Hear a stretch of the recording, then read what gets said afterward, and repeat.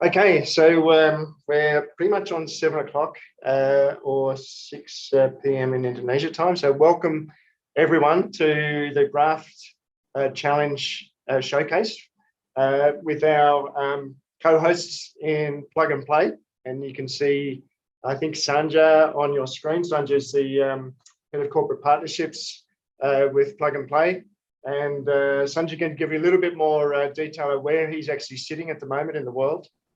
Which is fantastic technology. So I am going, Sanja, given that we have three scale-ups to go through this evening and a little bit of stuff to go through. So I'm actually going to throw it straight to you.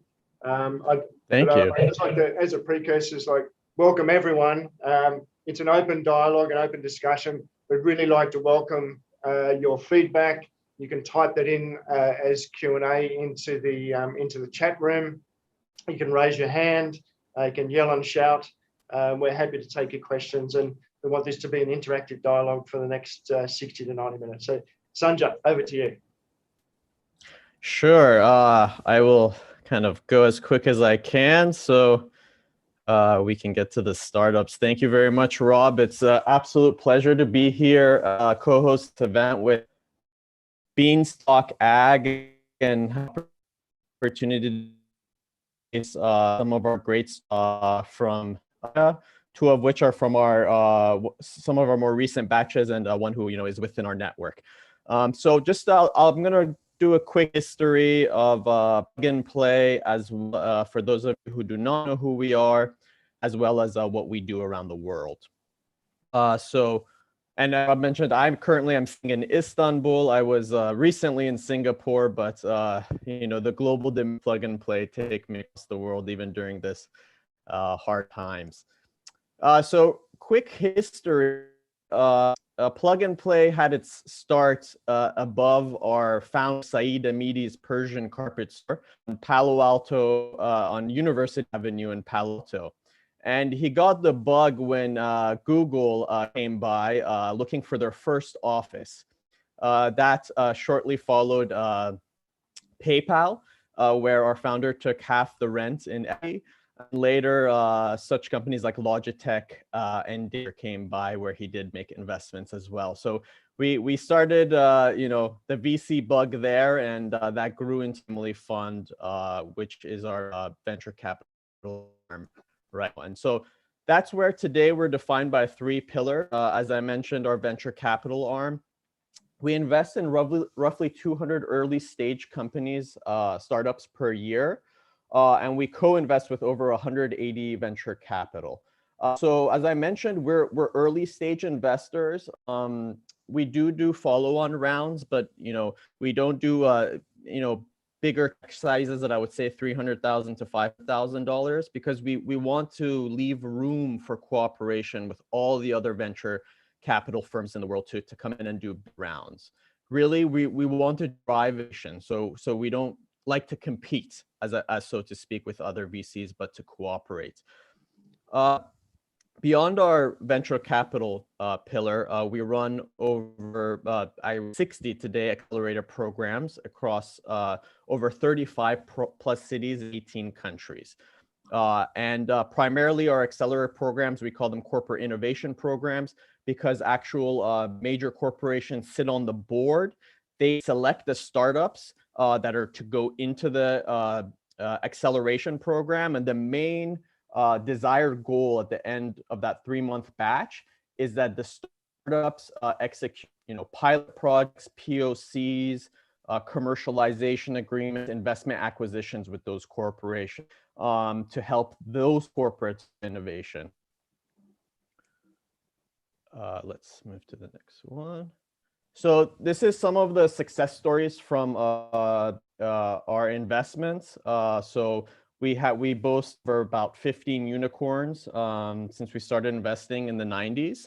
And you can see some of them here, like Lending Club, PayPal. Interesting story, Honey, who we invested in early on, was bought by our other unicorn, PayPal. So that's always a fun story that we like to share. 1 minute. Just noticed I wasn't presenting. Okay, and this is a snapshot of the 500 plus corporate partners that we work with across all our accelerator programs today. Actually, during the year of 2020, we added on roughly 120 corporate partners. It seemed that this move to the virtual realm allowed us to actually reach more and more people and even more business units within our current network of corporate partners. All these programs and partners are verticalized, as you see here. So supply chain, new materials, food, and then some of our more recent vertical AgTech, COVID-19, help corporations get back to work quicker, as well as sustainability, which we are now in Singapore working with the Lines to End Plastic Waste, where we drive that there. Accelerator just expanded that to 3 more continents. This is a full snapshot of all our offices around the world. So, you know, the new offices is in Johannesburg, South Africa, Ben Guerir, Morocco, Chicago, where we just launched a new food and beverage program. And as you see here in the APAC region, we have established locations in Singapore, Jakarta, and Bangkok, as well as a new office in Seoul, South Korea. This is a quick snapshot of food, AgTech, and animal health global partners that we work with today across, as I will show you here, across these cities. So Topeka is our new dedicated animal health program, partnered with Cargill and Evergy. As you see here, the color discrepancies in Chicago and in Milan, we have very dedicated food and beverage programs. In Fargo and Nanjing, dedicated AgTech programs. And then in Sao Paulo and Casablanca, where there's a blend between food and beverage and AgTech. And then in APAC, we're looking to launch food and AgTech programs in Thailand, as well as potentially in Singapore in the future. This is a bit of the trends that we're seeing and that we cover across the agricultural value chain. These are some of the areas that our partners are looking at, and these are some of the areas that we found that startups should be targeting. And then finally, but not least, just another quick specific snapshot of Plug and Play in the APAC region. It started with a partnership with a investment arm of the Singaporean government that brought Plug and Play into Singapore. And from there, we established our corporate innovation program. Now we cover all the verticals that you see there, with planned verticals in health and AgTech, and then with our 39 corporate partners that you see here. These corporate partners are spread between Bangkok, Singapore, Jakarta, and Manila. We hope to be launching programs soon in Vietnam and Hong Kong. And we have very well established programs in China and Japan. So the 3 startups that you're going to see today are, as I mentioned, 2 of them are from our previous batch in Jakarta, and 1 is within our network in Indonesia. And we're just very excited. We want to thank Beanstalk Ag for giving this opportunity to showcase these startups. We hope that, you know, one of the things that we do, for example, with Enterprise Singapore is we take Singaporean startups to Manila, to Indonesia. And, you know, we're always looking for opportunities to have startups from different APAC countries expand to other ones. So in this great example with Bangkok and Vietnam, we will do everything that we can to supply startups and hopefully meet the goal and agenda of the GRAFT Vietnam program. So if no one has any questions for me, thank you for your time for this kind of quick cap of Plug and Play. Awesome. Awesome. So thanks very much, Sanjay. And look, I just want to acknowledge, yes, Sanjay's been a great supporter for Beanstalk, but also he has big team of supporters, and you know, so from Michelle and Patricia to Navrin, and Navrin is also going to be on the selection committee for the GRAFT program. So we really welcome, you know, the collaboration. Of course, you've got a massive presence, not just here in Asia, but across the world, and we're very thankful for your time and effort. Of course, thank you. What I might do is share my screen and then just go through a couple of things here. I can get it up. So is that okay? Can you see that, Sanjar? Absolutely, yes, I can. Awesome, awesome. So just a bit of background on the sponsors and how the GRAFT program came to emerge. Last year, through Oz for Innovation, sort of part of CSIRO, Australian Aid, and also government agencies in Vietnam, we put together a program, and we sort of had a focus of scaling technologies, lots of great programs, no doubt, more in the startup space for supporting Vietnamese agriculture, and also, you know, research programs through ACR and others. But we felt that there's an opportunity to you know, select and support and pair scale-ups in a more or less a post-accelerator program and a one-to-one matching. And so the idea of GRAFT is really outreaching to industry partners through our program partners in Mekong Innovation through VITA and CIS Vietnam, but also through our outreach partners in Trendlines and ThinkAg and QBO, Plug and Play, Hatch, who will be showcased later this week for Singapore, and linking those up to really well-established, well-recognised, well-respected accelerator programs where startups have been through the program, clearly looking to post-accelerator, post-professional cap raise, leading into letters of intent or commercial offtake agreements, and having impacts and supporting commercial businesses in Vietnam that are, you know, working together with industry to identify key challenges to be solved. In addition, I'd like to introduce, I know she's on the line there somewhere, is Pham from INRI. She's the Director of Innovative Agribusiness Research and Investment with INRI in Vietnam. So we're really happy to have you join us, a key partner as well. And then, of course, on the startups who you'll hear from, there's Phoebe from Eurofarm, there's Jason from Sagara, and there's Liris from JavaTech. So what I might just do is go through the next slide.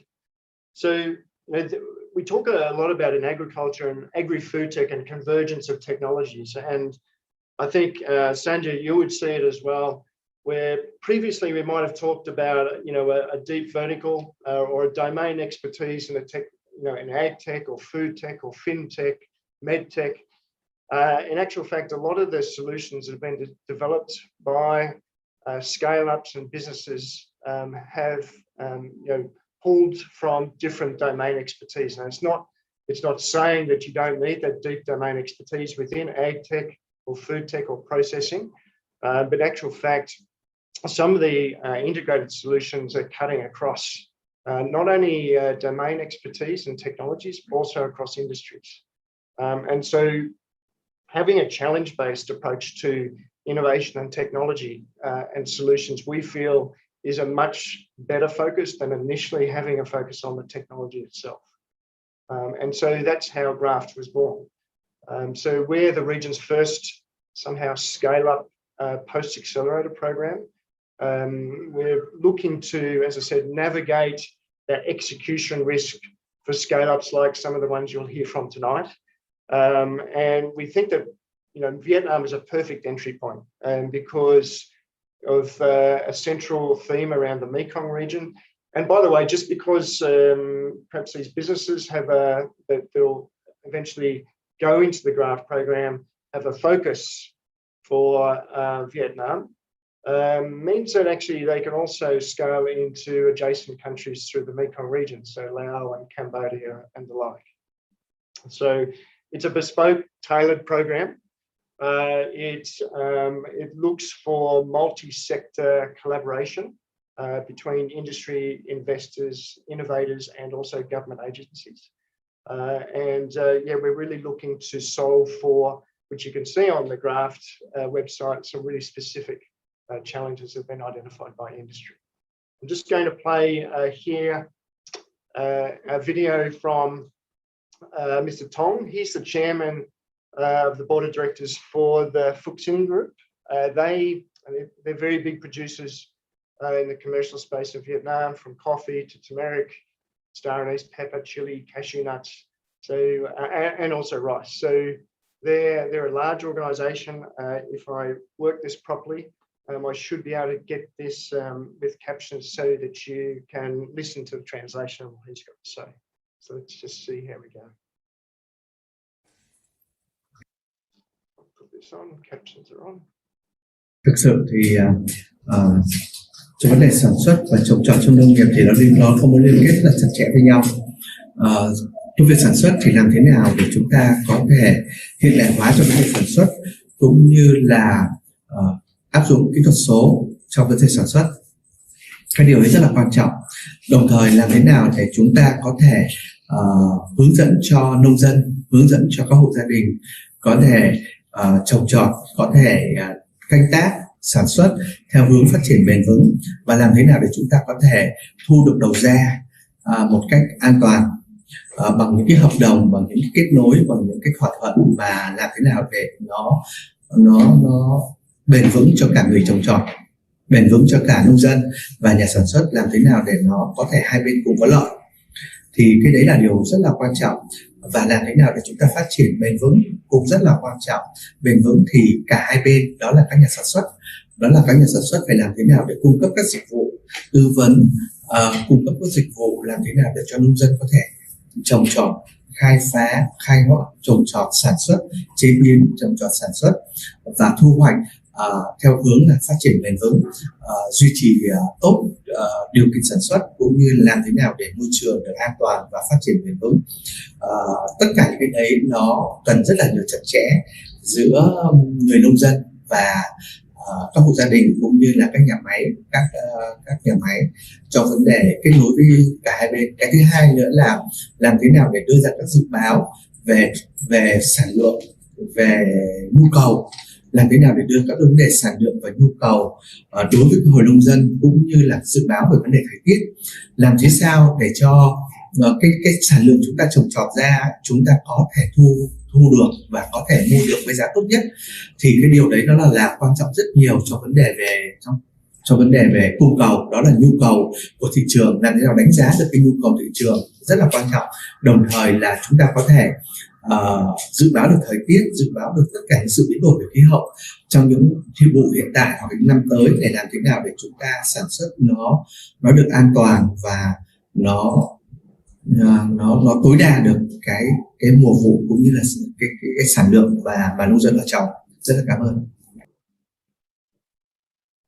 Right. So the big takeaway from that presentation in that short space of time, for me at least, was sometimes we have a focus on production efficiency or waste stream management, and also sustainability and farmer, smallholder farmer in this case, leading to large commercial enterprise, livelihoods, and yet he has a focus or a lens for all of those things. So not only economic thresholds and productivity, but also environmental and sustainability issues, in particular impacting Vietnam, but also from a social enterprise perspective. And so I think that's a key takeaway. As we look to develop solutions for larger commercial enterprise in Vietnam, we're not just talking about operational issues, but actually there's an overlay of social and environmental focus for these businesses that are equally as important.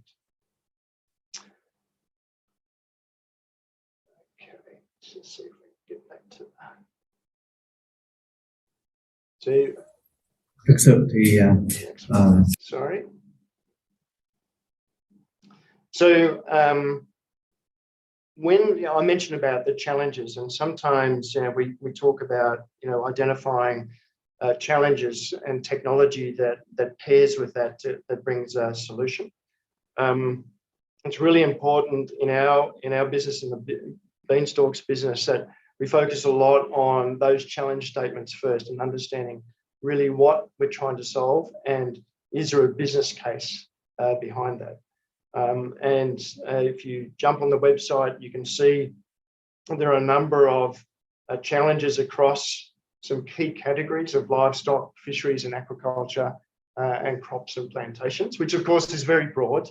But actually, when you break it down and try and prioritize some of the really specific areas that are top of mind for commercial enterprise in Vietnam and producers, it comes into some key themes around access to quality production inputs, post-harvest losses, building consumer trust in livestock. It's as much around environmental control and minimising disease transmission, or feed cost efficiency in particular is top of mind.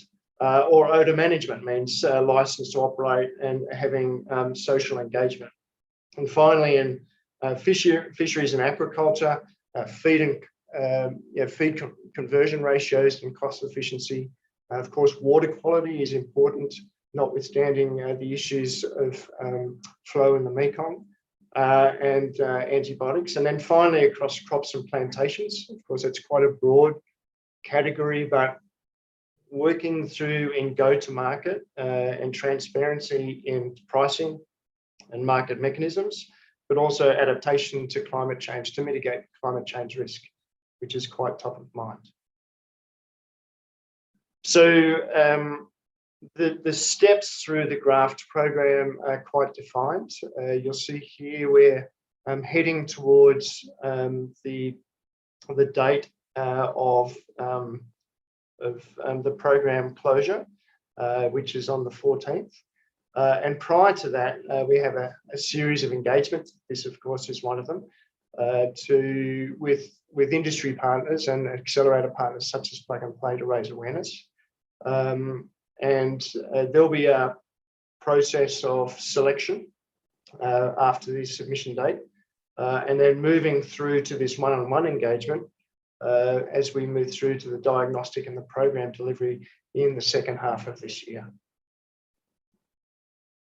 I'm just going to try again and play a little video which gives you a little bit more detail about the program. This is GRAFT,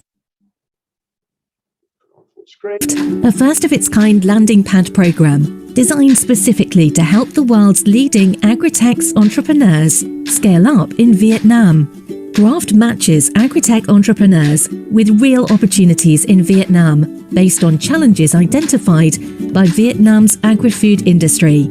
If you have a great solution for Vietnam's crop or animal production, fishing or aquaculture industries that is already generating revenue in Vietnam or anywhere in the world, apply for the GRAFT Challenge Vietnam 2021 and help us shape the future of agriculture in Vietnam. We give you one-on-one tailored support and business services and connect you to the corporate, advisory and investor relationships that you need to enter and grow quickly in Vietnam, the Mekong Region and beyond. The GRAFT Challenge Vietnam 2021. Apply today.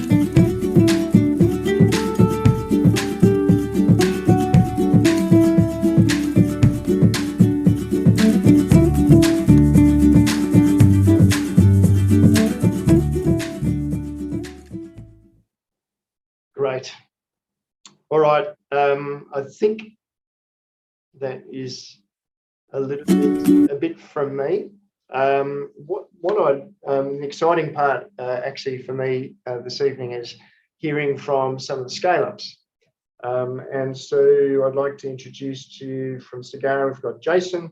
From GRAFT we have Lyris, and from Neurofarm we have Phoebe.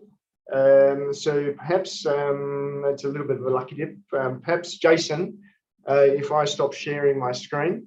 What we'll do is we're going to go through roughly 10 minutes of a pitch so they can tell you a bit more about what their business is doing, where they see applications for countries like Vietnam, and in particular for commercial enterprise. And I'll open it up at the end of each presentation before we move on to the next for a bit of Q&A. Type it into the chat if you want to ask any of the three scale-ups a question. Let me know in the chat and I'll flick that back to them at the end of the session. But don't worry, we'll also have a chance during the panel after the three guys pitch to have more of an informal discussion about how that links in. So Jason, if you're okay to jump in, I'll stop sharing and we'll hand it over to you.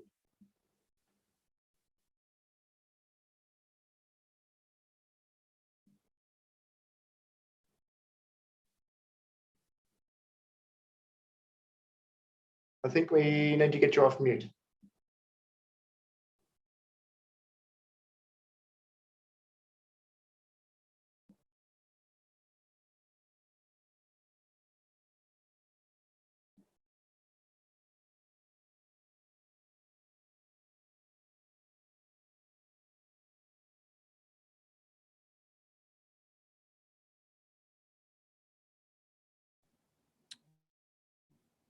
Jason, I believe you're still on mute. Is that correct? You're on mute, Jason.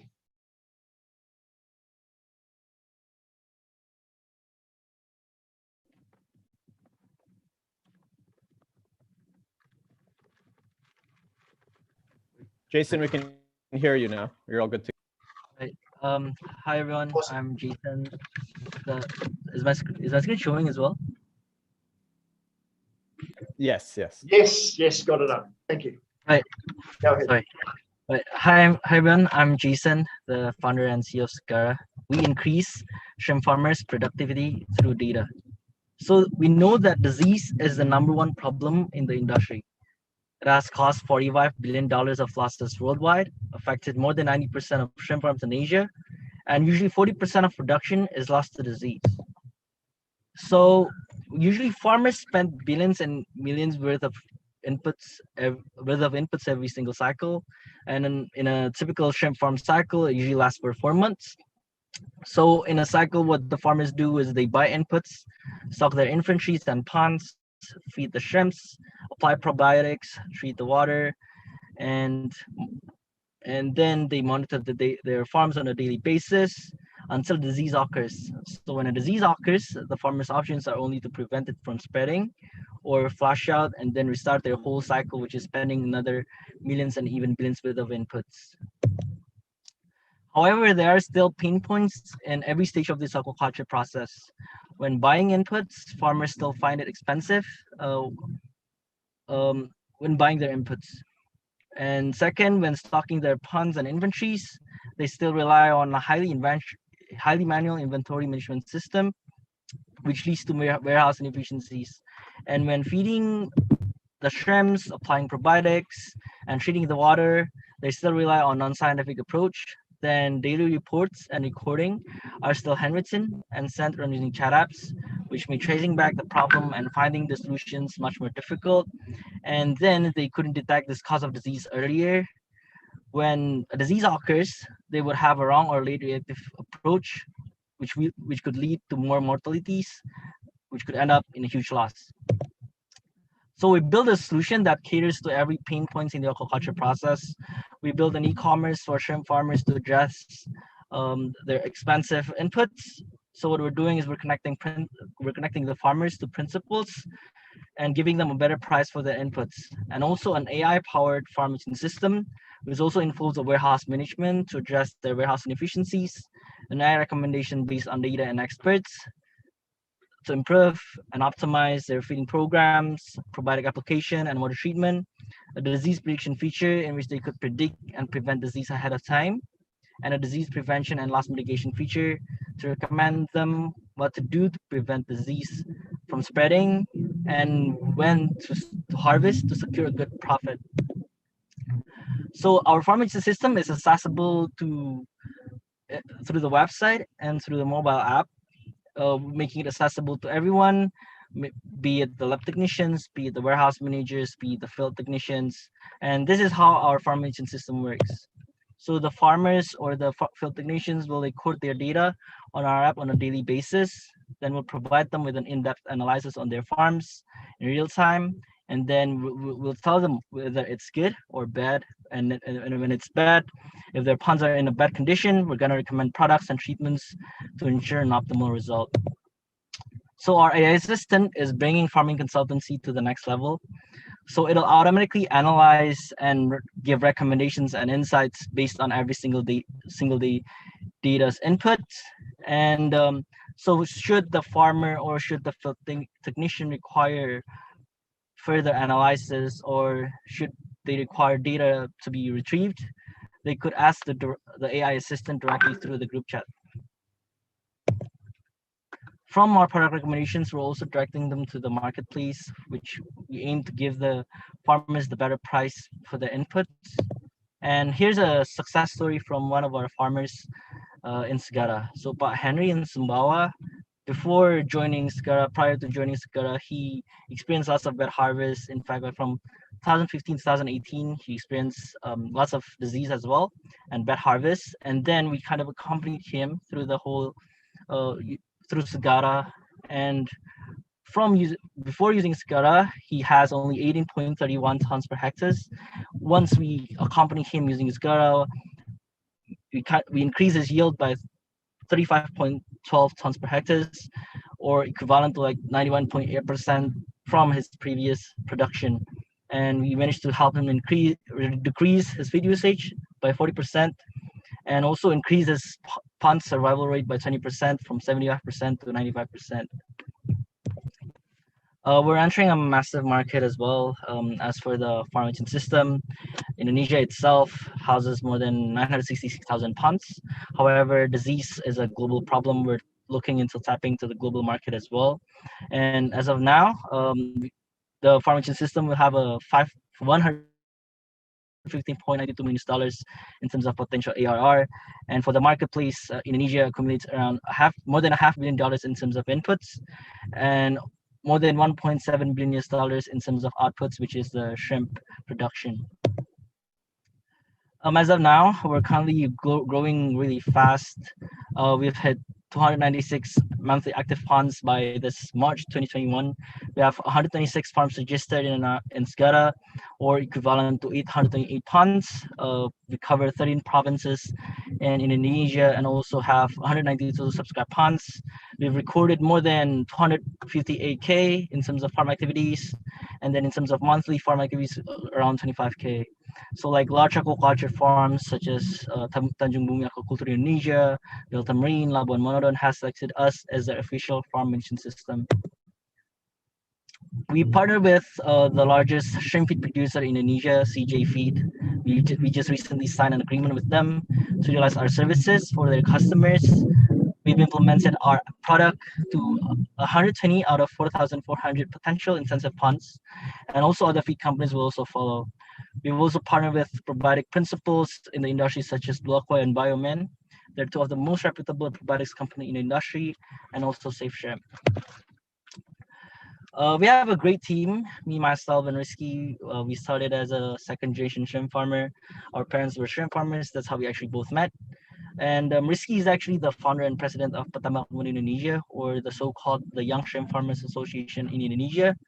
And me and Rival were college friends. We studied computer science and tech at Beijing Institute of Technology. And he also attended at ITB, studying intelligent systems or AI to further develop our AI. We have great advisors as well, such as Pak Haris Mutadi, the chairman of GPMT, or the Indonesia Fitment Association Aqua Division, also the associate director of CJ Feed Jombang, and other great advisors as well from the VC world and other from the corporates such as Pak Paulus Bambang and others.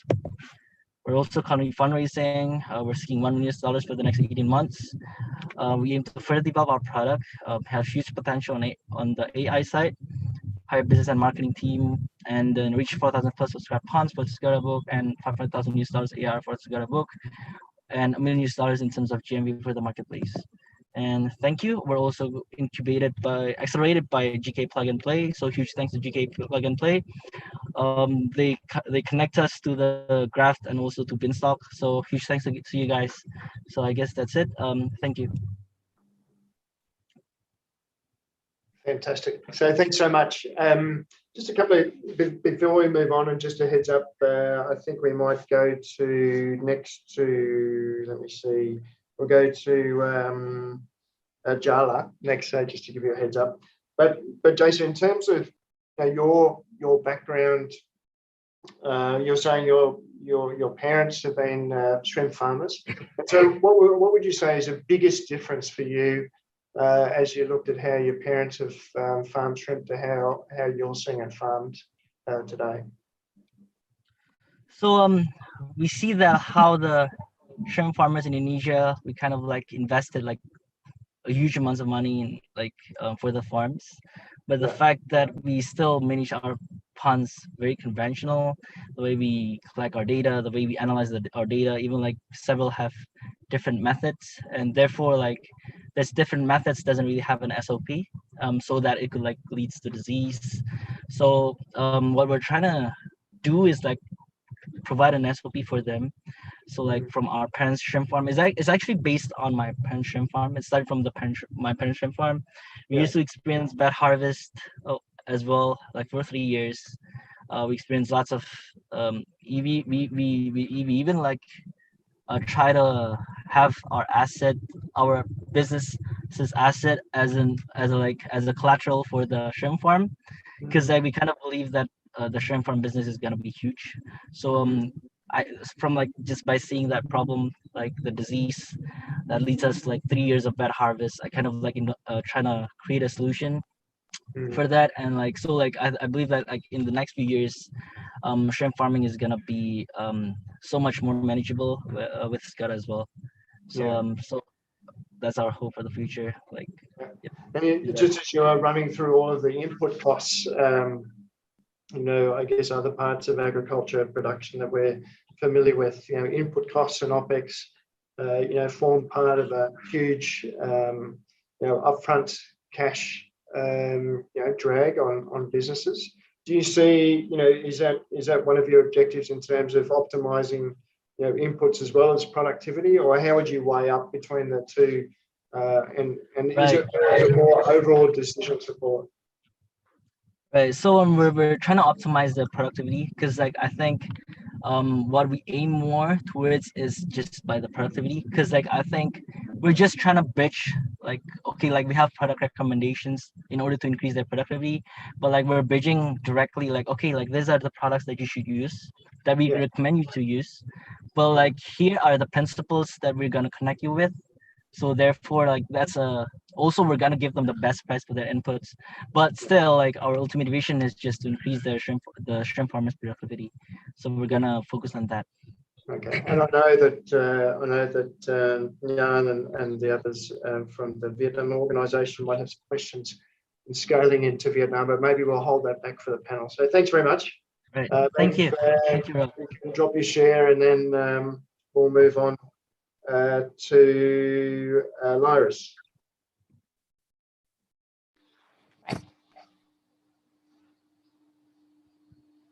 Okay, can somebody allow me to start the video?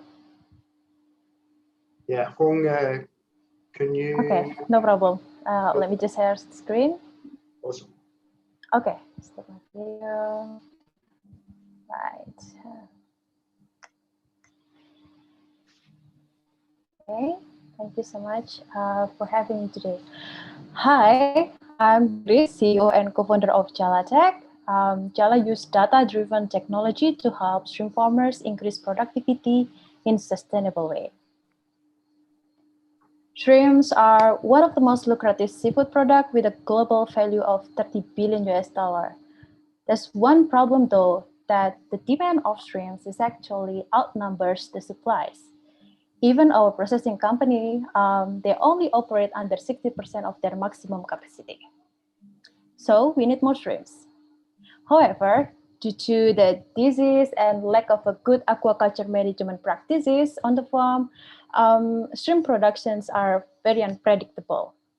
So the yields are very unpredictable. That's why farmers need to take an action. One of them is Aryo, my co-founder. So he's been farming shrimp since 2001. He's been ups and downs in the shrimp industry, and he really eager to see that the yields of the shrimp can grow steadily from time to time. And he's seen that on the past 10 years, the technology of shrimps industry hasn't really changed so much. So in order to obtain the better results and prevent disease fatalities, water is the key. Why? Because the shrimps live under the water and we cannot see the shrimps, right? So are they eating? Are they sick? We cannot tell by just looking at the water. Therefore, having a good water quality provides a good sense that the shrimps live happily. Therefore, Jala developed data-driven farm management apps to help shrimp farmers track their production, as well as an IoT water monitoring sensors that send data directly to the apps. Here is our devices. It has 4 parameters like pH, salinity, temperature, and dissolved oxygens, all in one devices, and then all the data sent to the clouds to the apps together with other data that we capture through our mobile apps, such as sampling, feeding data, mortality, and etc. Our machine learning then articulate this data into an insight that gives the farmers predictions of the growth of the shrimps, harvest prediction, when they should harvest, how much they should harvest, complete with the farming report, and etc. And then through the recommendations from farm practice changes, our farmer have increased the yield by 30%, which means more profit for the farmers. And then we also lowering the feed conversion ratio by 17%, which means that less carbon footprint on the environment. So last year, in response to the COVID pandemic, we added a new business line, a traceable trading solution. Jala assists the shrimp farmers in connecting with the buyers and providing quicker and faster payment. This is possible because we already generate thousands of data cycles that contain knowledge about the farm productivity, harvest predictions, and having this trading solution means that we have more data on the upstream to downstream, completing a traceability information for shrimp productions all the way to the table. And the business model that we have is an app subscription. So the farmers can only pay for like $5 per month. They can get subscribed to the apps. They can also use it for free, though the feature is limited. And then for the IoT hardware, they can buy it for like $2,000 per device or rent it in the $200 per month. And for our shrimp trading commissions, we take a commission fee on the transaction. So since launch in 2019, we have monitored more than 7,200 shrimp ponds out of the 17,000 registered ponds. And we have 1,800 monthly active users from 8,800 registered users. And we've been helping them to produce more than 10K tons of shrimps. Our plan for expansion, of course, because most of our operations in Indonesia, we plan to expand to Vietnam in 2020 and then to Thailand in 2023. This is the team. My name is Liris. I have an electrical engineering background. I used to work in oil and gas company before coming to this industry. I met with Aryo, the farmers, and then with my friend Sauki. So with other founders as well, we built this Jala from scratch, and we're really happy because it's farmers to farmers. And our goal is to improve shrimp productions in more tech-savvy, sustainable, so that we can eat safe and traceable shrimps. So together, let's feed the world with more shrimps. Thank you. Fantastic, Lara. So thank you very much for your presentation. Great to see female engineers also representing agriculture and support of expansion. Just a couple of questions I had with respect to, you mentioned pH, salinity, oxygen, and temperature as somehow the four key drivers. We have a correlation. Is that correlating directly into production efficiency for shrimp? Or is it more around water quality, would you say? It is not really correlated directly. Yeah. Water quality, as I mentioned before, is very important to tell whether the shrimp is healthy or not, whether they're eating in a good stable condition or not. Imagine that the shrimps below the water, we cannot see the shrimps, and then we cannot see the growth of the shrimps. But what we can tell is that we see from the water quality, because that's something that we can control. Aquaculture means we culture the water, right? Yeah. So the water is the key. So having to know the water quality, in advance, help the farmers to improve what action should they take based on this data, right? So this is indirectly affecting the growth of the shrimps, but it can prevent something bad happen on the farms before. For example, I tell you, the pH is actually changing drastically, more than 0.5 over the night. And then the salinity is decreasing and the temperature is increasing. That means something wrong. And then our system give recommendations and alert to the farmers. Hey, you should give a molasses for like 3 ppm or things like that. Right. That is something that we help the farmers. So we're not really directly affecting, we're just giving a suggestion, we're just giving an early warning system. We build a system for farmers to learn faster and act faster. Okay.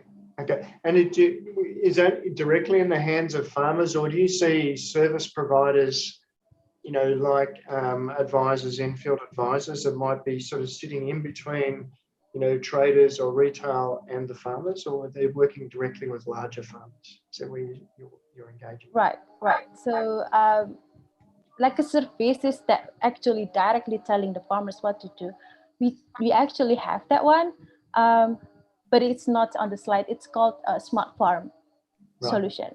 So our smart farm solutions, we give a field technician on the ground. But this is more like a smallholder farmers, because the smallholder farmers, they have tendency to difficulty read the technology. That's why we have a field assistants that tell them, oh, this is your data, this is the results, and I guess that you should do this.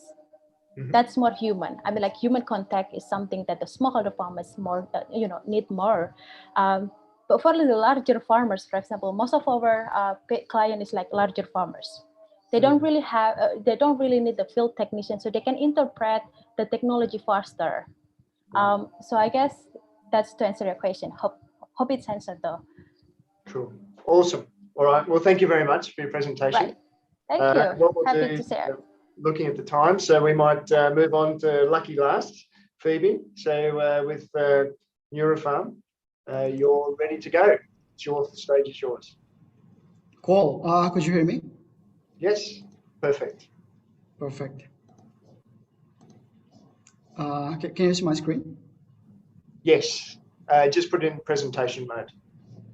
Yep. Let me get it on full screen. Awesome. All good? Yep. Thank you. Cool. So yeah, first of all, I'd like to apologize in advance because my throat is a bit sore. So I might cough or pause a little bit during presentation. So yeah, I hope you guys are okay and doing great. Thank you very much for having me. I'm Fabi, CEO and co-founder of Neurofarm. So Neurofarm is a digital farming or smart farming company from Indonesia. We're on a mission to improve productivity in the agriculture industry through technology. I previously worked at two leading AI companies in Indonesia, Prosa and Kata AI.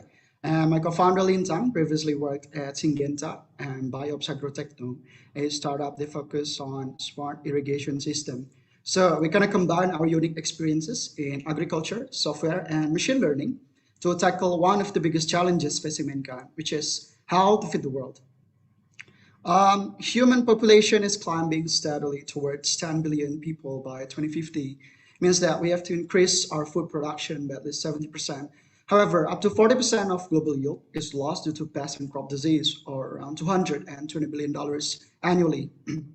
So this is a threat for global food security, And financial burden for farmers like Mr. Aceh here in Indonesia was decreased from 200 kilograms to 40 kilograms because of this problem. This is actually can be prevented, but existing solutions are limited. It takes some time for the symptoms to manifest, and even when farmers know something is wrong, it will take a long time for them to get answer because there's only 35 agriculture agents to help 30 million farmers in Indonesia. And even when they know the answer, it's challenging for them to access the right products because there are thousands of active ingredients out there. So by the time farmers know how to treat the disease, it's already too late, and this is not scalable. At Neurofarm, we believe that technology can help us to solve this. That's why we built Dr. Tania, which is an AI-powered crop protection and management app that allows farmers to identify crop disease from image. So farmers can get comprehensive diagnosis, practical insights, product recommendation, and access thousands of cultivation guidance all in a single app. Excuse me. So the only thing that farmers need to do is just take a picture of a plant that looks unhealthy and send it to Dr. Tania. And then our AI will be able to tell what kind of disease that affect their plants and how to treat it. But the magic doesn't stop there. Every day, a huge amount of valuable data in agriculture goes uncaptured and wasted because there's no scalable way for us to capture it. By democratizing technology to the hands of farmers through Dr. Tania, excuse me, now we can capture a lot of valuable data at scale, such as farms productivity, disease distribution, plant distribution, and others. We just released a new feature called Disease Radar that shows the power of these insights. So through this Disease Radar, now farmers can see the distribution of disease all over Indonesia and take actionable steps to prevent disease. And soon, with more data, farmers can get prediction about the yield, help them plan and monitor field work, and in the future, predict the emergence of pests and disease. So this ecosystem for us is key to build more sustainable agriculture, where we can provide food for everyone without compromising our future generations. Through these technologies, farmers now can reduce crop failure, increase their profits, and reduce the use of chemical. From the pilots that we conducted at Chimenyan and Lembang, Indonesia, we were able to reduce crop failure rate by almost half and reduce the use of chemical by 70%, practically improving profits per hectare per season by up to $900. So imagine the impact we would have if we can do this at scale. Indonesia is such a huge agricultural country. There are more than 33 million smallholder farmers in Indonesia, but we're targeting 3 million farmers for the next 3 years in food crops such as rice, corn, potatoes, tomatoes, chilies, and other. And so far, our platform has been used by more than 13,000 farmers in more than 200 cities in Indonesia. And these farmers collectively manage more than 15,000 hectares of land. And by partnering with local farmers, we were able to collect 70,000 data points since November 2020, or around 13,000 data points per month. There are several players in this market, such as Exarfio from the US, Agri from Israel, Plantix from Germany, and other startups in Indonesia. But compared to them, we offer more end-to-end solution. We have our own in-house agronomists and integration amongst various data, such as weather, market condition, and others. So Dr. Tania is a free app, but we charge $1.50 per person per month for those who want to access premium features. Farmers can buy the subscription through Google Play or redeem a card that we sell through our agents. We're also in process of integrating with Link Aja, one of the biggest e-wallet in Indonesia, and partnership with Telkomsel for a loyalty program. We also offer a remote soil testing service that costs only $6, around $6. So standard soil testing would cost $100 and more than a month to complete, but our solution only costs $6 and 3 days. We're also in the process of integrating with many agro producers, such as Agricon Indonesia and other. In the future, we can use the data that we gather for data analytics and API as a service. So now, through our services, farmers can reduce crop failure and access the right products to boost their productivity. For the next 3 years, we aim to reach 3 million users for Dr. Tania and earn 25 billion in revenue. But our focus in 2021 is to build infrastructure and technology for growth. And our go-to-market strategy is by partnering with local farmers in Indonesia, as well as building our own community and partnering with a lot of stakeholders, including inputs companies, FMCGs, B2B, government, even telco companies, and others. So our roadmap for the next year is to acquire more than 50,000 users first, and then adding some more features, including know your soil, land management, insurance marketplace, and other. So far, we've been supported by a lot of great institutions, including Telkomsel, the biggest telco in Indonesia, Plug and Play, of course, Cisco, and Singapore International Foundation. And if you think about it, the data that we capture through Daktania can be useful for a lot of stakeholders and purpose, such as agri-input companies to forecast their production, financial institutions to cover and manage the risk, all the way to government and advisories to create better policy and increase farm sustainability. We're raising seed round funding for $500 for the next 18 months to reach 1 million users for the Titania. And the money will go for marketing, building the product, research and technology, as well as scaling the operation and business development. So, ladies and gentlemen, at Neurofarm, we believe that the power of innovation and technology can solve the world's biggest challenges, so food security. So we have a market-ready product with significant user base, a good industry partner relationship, and unique approach in implementation. So I'd like to invite you all to join our journey and build a more resilient and sustainable agriculture through technology together. Thank you very much. Awesome. Thank you very much for your presentation. It was great. I just wanted to, just a couple of questions before we jump onto the panel. I don't want to steal the questions from the other panelists, but I was intrigued about your growth. I mean, I think you're sitting somewhere maybe 50,000 users now. Is that correct? No. Our current users was around 13,000.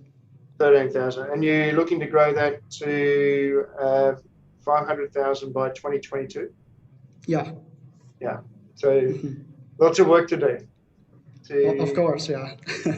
In terms of scaling. Yeah, interesting. I think what I might do is actually, because some of the questions I think that I was going to ask you with regards to this are relevant also to the other guys.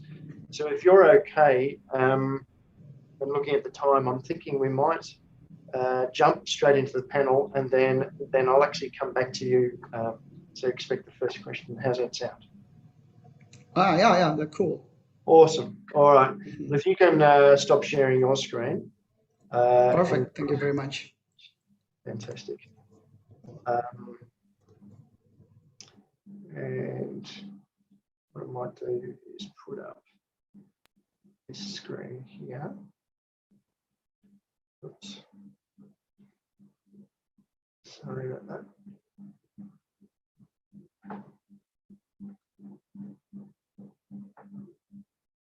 This one.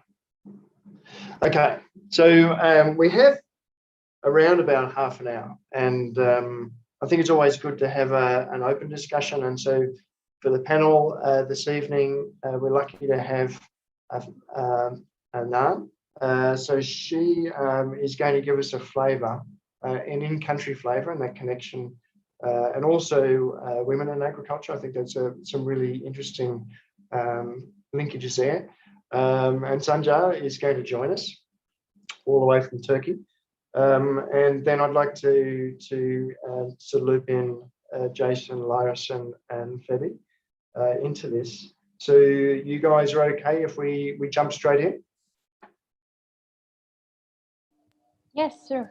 Perfect. Okay. So I think the first question, just generally, and I guess all three of the businesses, you rely heavily on data. And I'm just interested, when you think about data and the importance of data, not only from training algorithms and getting predictive results, but also access to data. And so if you think about your experiences, maybe we're going to ask each of you in turn, just to give maybe a 1-minute response. If you think about access to data and users being maybe farmers, or in the case of Vietnam, maybe larger commercial enterprise, their willingness to share that data, how would you say that's a barrier to entry for you? Are you always scrambling to get access to data? or is it that you've got so much data you don't know what to do with it? Boris, maybe we can start with you. Right. So the first time we launched the apps, we're always wondering whether the farmers want to fill out data, and there's a lot of question from farmers. Yeah. That about data security. Are you safe? Are you going to, because shrimp farms is like very, very huge, very, very lucrative. The farmers has like, I can say the crazy rich of Indonesia. So if they input the data, they are afraid that the government, tax people, they want to seek on the data and, will come to them with the police and things like that. So they're really afraid of the data security. But we have an approach, very good approach on the ground, which is a community-driven approach. And then we tell them like side by side. We have people on the ground telling them like, teaching them of using the application and so on. So most of our growth at the moment, 85% is organic.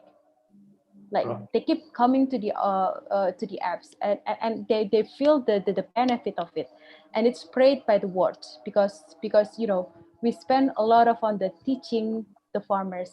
And I remember one day that I teach the farmers how to apply or how to actually apply email in Google in order to access our apps.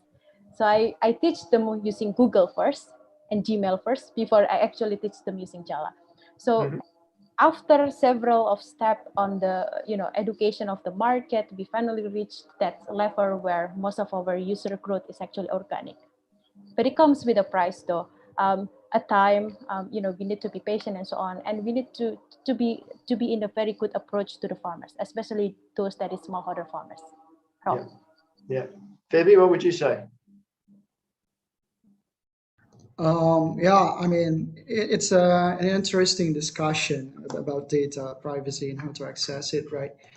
At Neurofarm, I think we're in a state where gathering data is, for some of part of data is actually challenging, because we reach out to so many government bodies and even companies, industry leader. They don't have that kind of data, especially in the form of images, right? Because we basically, doing something with AI and images. They don't even have the data. But for the other kind of data, such as farmers distribution, disease data, it comes organically, because the more users are using our app, the more data generated. So yeah, for the most part, I think it's still quite challenging, but I think we're on the right way, on the right track as well to digitize agriculture and get more data in the future. Yeah, I mean, Jason, for Sagara, do you have hurdles to entry, or are you providing sometimes apps they have a free version, it's a light version that then goes into a subscription model. How do you if you're not collecting the data, or if you're not converting users, is that a big risk for you, for your business? Well, first of all, in terms of and it's kind of true. Like, we have a free trial and subscription approach. So we kind of, the way that we kind of like trying to adopt gather more data is that like by having like this free trial of like 30 days, we wanna have them experience the whole experience of like being accompanied by Sagara. So instead of like by gathering lots of data and then like you're like investing in the long term, but like whereas like in Sagara, like by just like inputting your several days of input, we could give you in like, let's say just a week, we're gonna give you like a direct feedback and like a direct analysis and recommendations on like what do we think about your pond. So like on that sense, it kind of like convinces the farmers, and like, okay, like we feel like we're accompanied by Sagara, and then like that they feel like they're listened by us. So like we're kind of like trying to listen to their data, like we're trying to like explain like, okay, like this is what you've been through, and like I think you're doing good, but like I think if you could like do this, it's gonna be so much better. So like that, in that sense, we're trying to like the free trial is like just the teaser of like the whole app, but but we believe that like by just having the whole teaser, we're gonna have like lots of conversion rates like just from the free trial subscription through that approach. So I hope that answers your question. Yeah, cool. I know, Nan, I know you had a question. Obviously, it's relevant for Loris and women in agriculture. Do you want to jump in and explore that?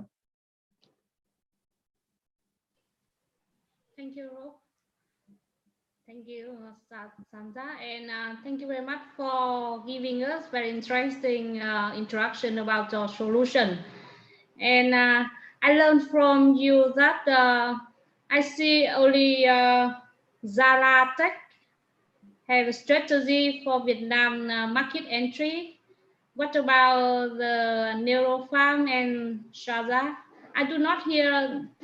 I do not see that you have any interest in widening the Vietnam market, but please share with us later if you want.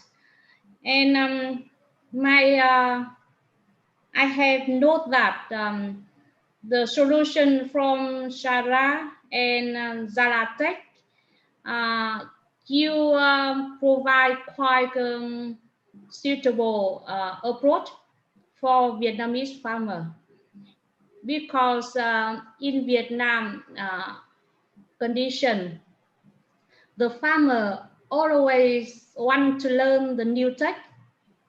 If you can provide them the solution for them to bring their product to the market better, that's the very key characteristic of Vietnamese farmer. So I learned from the solution provided by Saga and Zaratech. You have for Sgara, you have Sgara Hub to connect the producer with the market, and Zaratech also have an app to connect the farmer into the market for sale. I think if in the future you want to access Vietnam market, such a solution very suitable for our condition. Otherwise, in Vietnam, we still have a number of technology solution for farmer. But if you do not show how they can bring the product into the market better, you may face difficulty for convincing them to use the solution. That's the one insight I want to share with you. So, and from my position, I am a gender point for the program, and I tend to work with the woman-led startup and also the woman-led agribusiness in Vietnam. So, Zara, Lily, can you share with us more about the strategy for Vietnam market entry? So I will try my best to help you in Vietnam. Thanks. Yeah, yes. Thanks, Pam. Actually, in 2019, sorry, yes. Sometimes I forgot 2020 has COVID. 2019, I actually went to Vietnam a couple times. I have a client in Vietnam. Really? Yes, but at that time I was still early. So until now, those clients, B2B clients, actually have a good relationship with us. They're asking when I will be back to Vietnam. Because of COVID, I actually stopped operating with that client. Okay. I have a client in Vietnam and Thailand, but I really love Vietnam because the ecosystem in Vietnam for shrimp farm is like the farmers is more eager to actually adopt with the technology, like you mentioned. So you're really correct. So now we are partner up with one of the company in Vietnam to kind of like translate the apps into Vietnamese, because I know that language is the first barrier. And we will go from the software first, like we're going to launch apps in the Vietnam first, probably in 2022. But maybe with GRAFT, with this program, we can be benefiting by a little bit early to go to Vietnam rather than waiting to our schedule in 2022. Maybe with your help, we can go there faster. And so yeah, I think the first barrier for the technology is language. The second barrier is like currently because of pandemic, it's very hard to find a team in Vietnam to do our operation, because in the first step to entering the market, like I mentioned before in the previous question, is that we need a market adoption. And if there's a market adoption, there need to be a team there, physically, like literally physically. So our planning to go Vietnam has been delayed to 2020, but hoping with the help from GRAFT probably or your side, I'm really looking forward to working with you to foster our expansion. Okay, so see you, and please enjoy and welcome to joining the GRAFT 2021. So we have opportunity for talking more, and we can explore opportunity for you in Vietnam. Yeah, perfect. Thank you. Thank you, Lily. Just as a general, I mean, it just came up in conversation. We somehow forget, a lot of us, that 2020 actually was a bit forgettable with COVID. How have you coped, and maybe what's made you stronger out of the experience with COVID? Maybe Febi, we start with you now.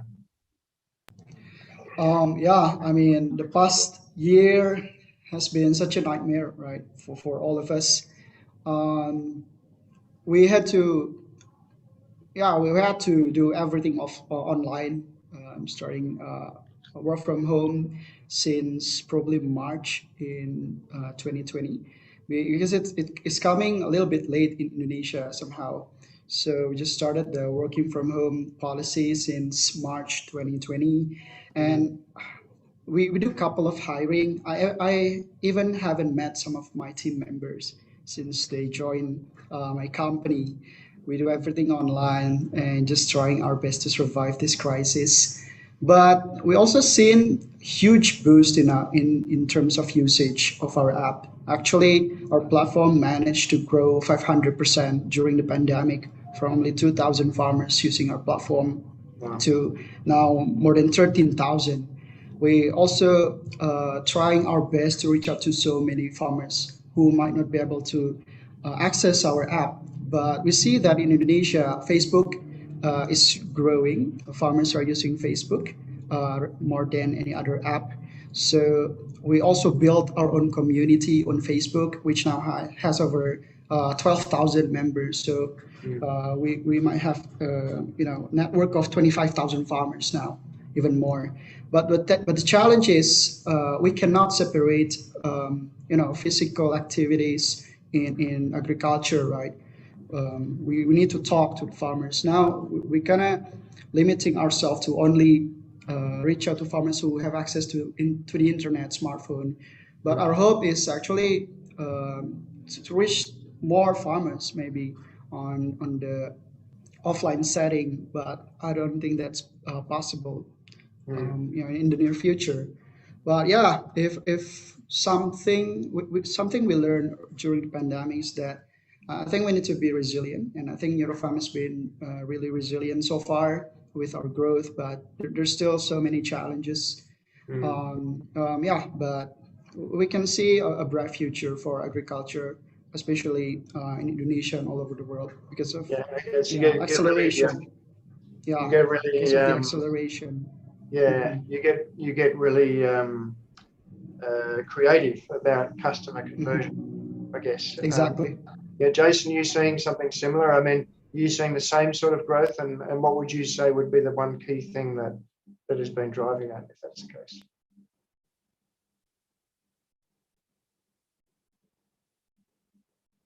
Sorry, are you like?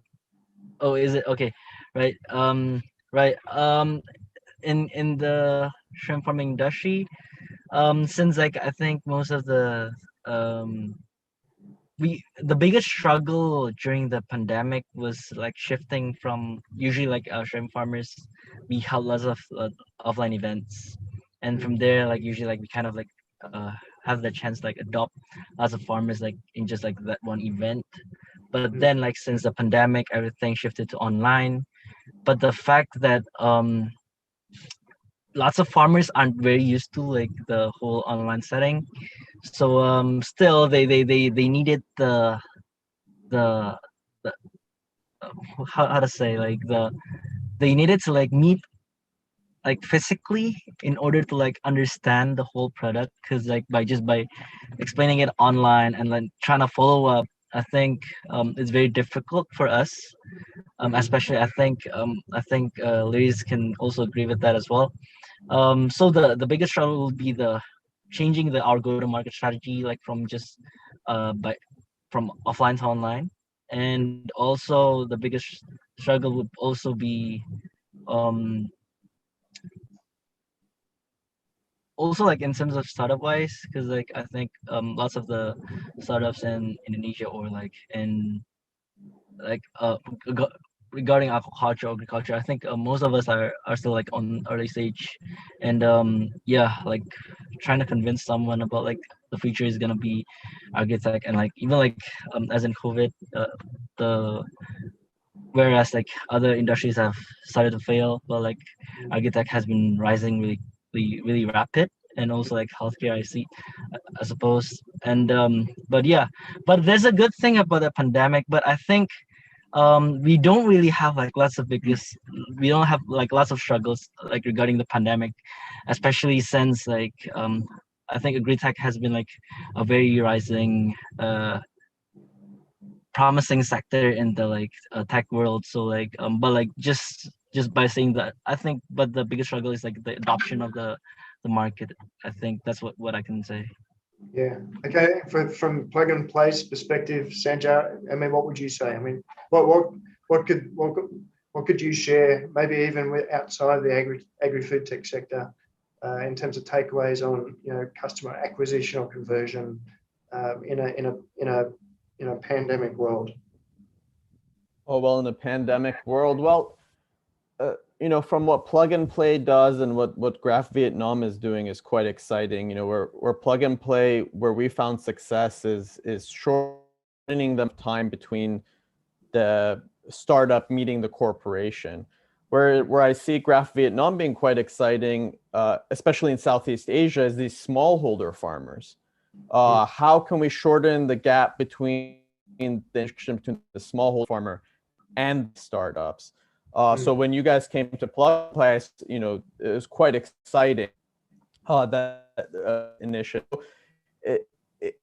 It's up to organizations like us, like all great Vietnam governmental organizations supporting you to bridge that gap. Government plays a huge role when it comes to these smallholder farmers. It's something that they have to participate in. And in these challenge-led initiatives, it's just fantastic. Actually, when you're thinking about bringing Indonesian, Filipino companies to a place like Vietnam or vice versa.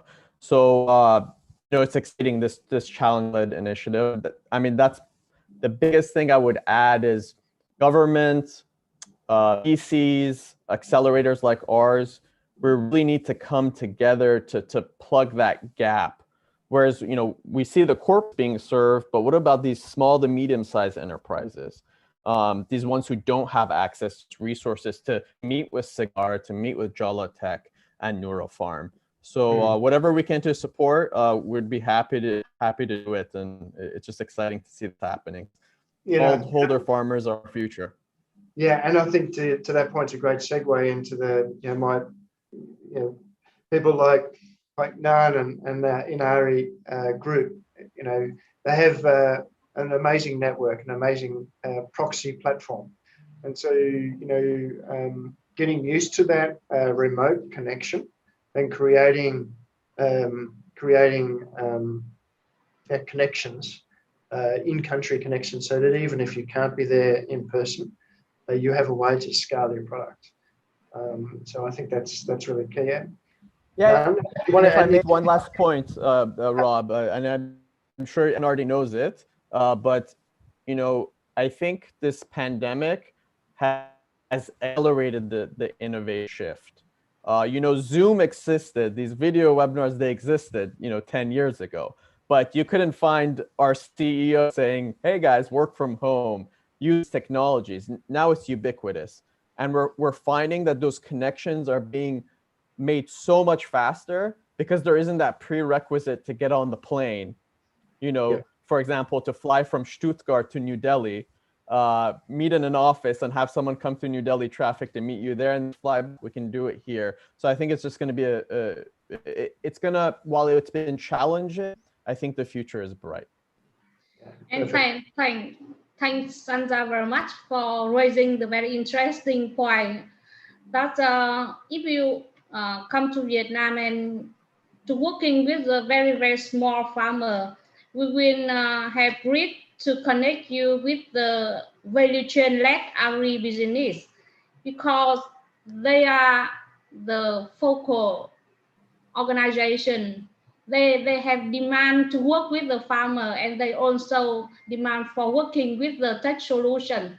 So we will try to matching agribusiness, the value chain led agribusiness with the tech startup, and they will support you to work with their small farmer. That's one point I want to share with you. And the second point you mentioned about the pandemic, and I think that we try to to turn it into the opportunity for you, because in the COVID-19 pandemic, the people, the consumer, try to looking for more healthy product to raise their nutrition and their health. So if you use the technology and solution to bring the healthier food for the consumer, and you raise the point into the educate the consumer, that will be converted into the opportunity for us.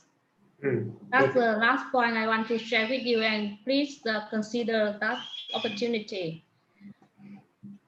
Perfect. One other question I have, it's probably more specific to relevant for on the shrimp side.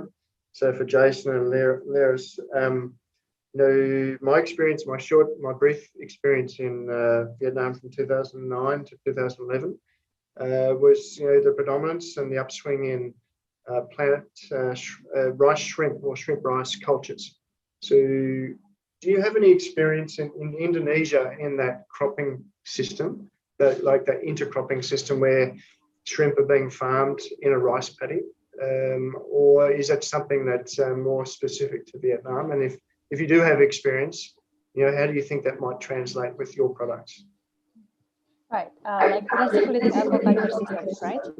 Yes, yeah, but actually it's in the paddy, so they're growing shrimp and also fish in the paddy. So there are certain limitations, of course, in agronomics for crop protection products and fertilizers that you can use in those animal crop you know, combined systems. I'm just interested to know if you have that experience in Indonesia or not.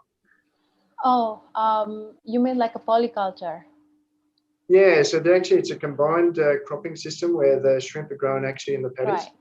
Yeah. In Indonesia, polycultures happens in the traditional shrimp farms. So traditional shrimp farms, typically it has like 1 hectare or 2 hectares, but there's like probably 10 x 10 meters for shrimps, and then the rest is actually typically they fill it with paddy or rice field, or typically they also put milk fish, if you know milk fish. And they combine with that. So shrimps, milk fish with paddy, or shrimp milk fish with mangrove sometimes. Because mangrove in Indonesia, they can also extract the fruit, they extract the leaves and so on.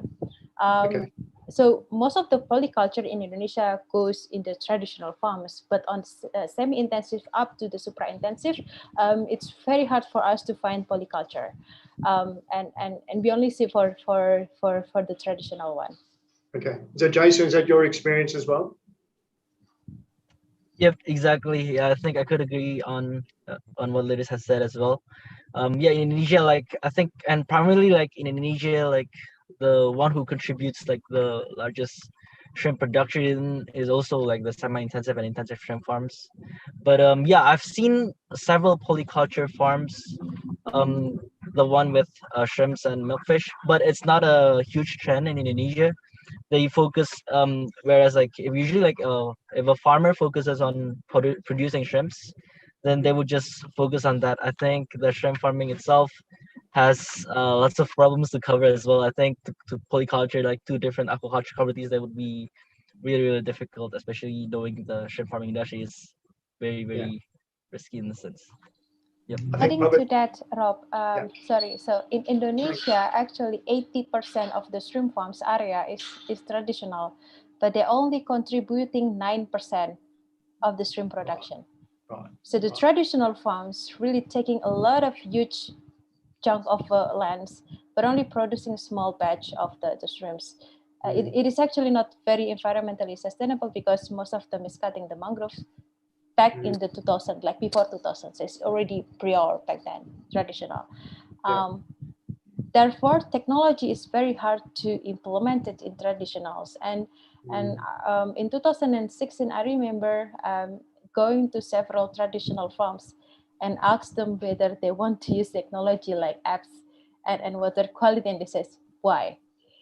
I only put my shrimps on the ponds with the milkfish and I sleep.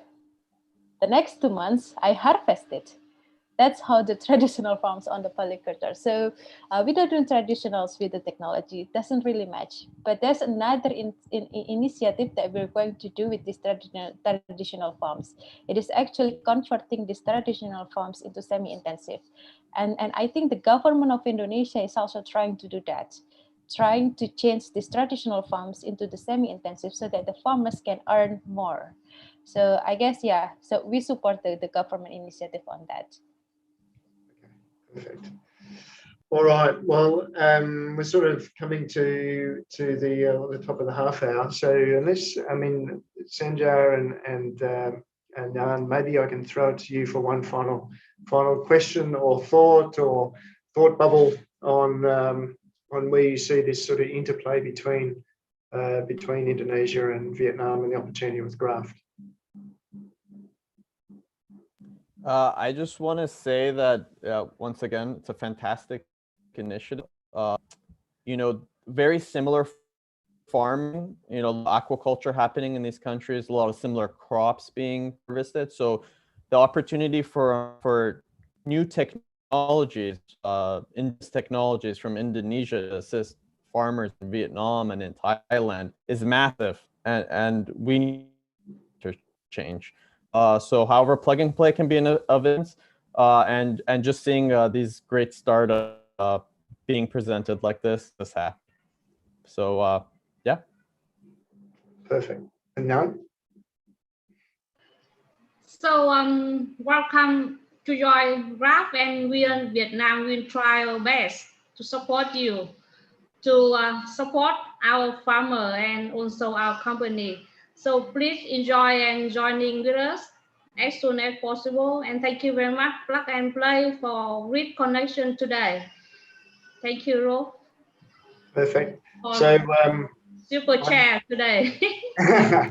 So I just want to also have a shout out to Hong, who's sitting behind the scenes as one of our partners in the GRAFT program. But from our perspective at Beanstalk, we have we're fortunate to have our proxies, very strong partners in country in Vietnam, but also through the support of our funding partners through CSIRO, Odds for Innovation, and AusAid. And I think we would just encourage those of you who are listening to this broadcast or replayed through the web to encourage you to jump on the GRAFT Challenge website or send us an email at hello@graftchallenge.com in case you're interested to join the challenge. There's lots of information there, and in case you're interested, we're happy to answer that. The applications, again, as I mentioned, close on the 14th of this month, so not too long before before they close those off. And then we're keen to get cracking because there are lots of challenges, also massive opportunities with our friends and colleagues in Vietnam. So thanks very much to Jason from Zagara, to Liris from GRAFT, and also from Phoebe from Neurofarm. Great to have you this evening. Thanks very much for sharing and answering all the questions that we had. Yeah, thanks very much again, everyone, for joining. Thank you, Rob. Thank you. Thank you, Really Rob. It's a appreciate pleasure. it. Bye. Thank you very Bye, much. Rob. Thank you, everyone. Thank you. Bye. Bye-bye. Bye.